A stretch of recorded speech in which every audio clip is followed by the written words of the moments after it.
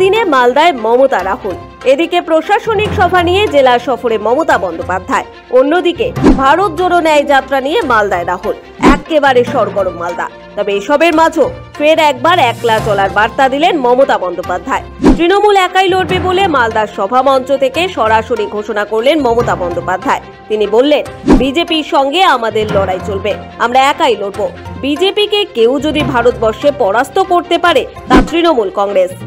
আমরা বিজেপিকে টাইট দিতে গেলে পলিটিক্যাল ফাইট আমরাই করতে পারবো, অন্য কেউ করতে পারবে না। মুখ্যমন্ত্রী বলেন, আমি কংগ্রেসকে বললাম তোমাদের 2টো সিট দিচ্ছি, জিতিয়ে দেবো, কিন্তু ওরা বলল আমাদের অনেক চাই।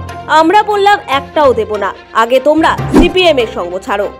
আর সিপিএম এর সাথে যারা ঘর করে ওরা বিজেপির সাথে ঘর করে, আমি ওদের ক্ষমা করি না।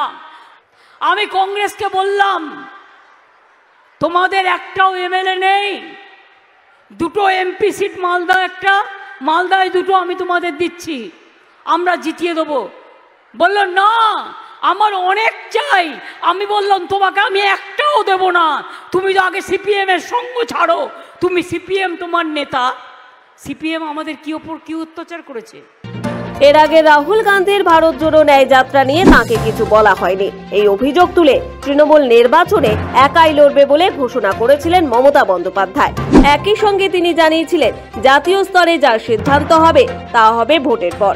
মালদায় দাঁড়িয়ে ফের একবার সেই বার্তাই দিতে চাইলেন বাংলার মুখ্যমন্ত্রী। তিনি বলেন, পরপর 2বার কংগ্রেস জিতেছে, কি করেছে? বরকতদার পরিবার লড়ুক, আপত্তি নেই, কিন্তু বিজেপির সঙ্গে ফাইট একমাত্র তৃণমূলই পারবে, আর কেউ পারবে না। পরপর 2টো সিটে কংগ্রেস এমপিরা জিতেছে, বারবার জিতেছে। আপনাদের জন্য কি করেছে? বরকতদা যখন ছিলেন একটা গৌর ভবন করেছিলেন, সেই গৌর ভবনেরও আজকে সিরিয়াস সিচুয়েশন। আর বরকতদার মৃত্যুর পর থেকে তার পরিবারের লোকেরা ইলেকশনে দাঁড়ানো আমার আপত্তি নেই। তৃণমূল কংগ্রেসও লড়বে, ওরা সিপিএম এর সাথে লড়বে বিজেপির হাত শক্তিশালী করবার জন্য। আমরা বিজেপিকে টাইট দিতে গেলে পলিটিক্যাল ফাইট আমরাই করতে পারবো, অন্য কেউ করতে পারবে না। আর যারা পথ দেখাতে পারে তারা কাজ করে দেখায়। আমরা কাজ করি, আমরা কথা কম বলি, আমরা কাজ করি, আমরা কাজ করতে চাই। মালদহের সভা থেকেও কংগ্রেসকে কড়া বার্তা দিলেন মমতা বন্দ্যোপাধ্যায়। তিনি দাবি করেন, কংগ্রেস থেকে সাংসদ নির্বাচিত হলেও জেলায় উন্নয়ন হয়নি কখনো। মালদহ থেকে তনুজ জৈনের রিপোর্ট, সময় কলকাতা।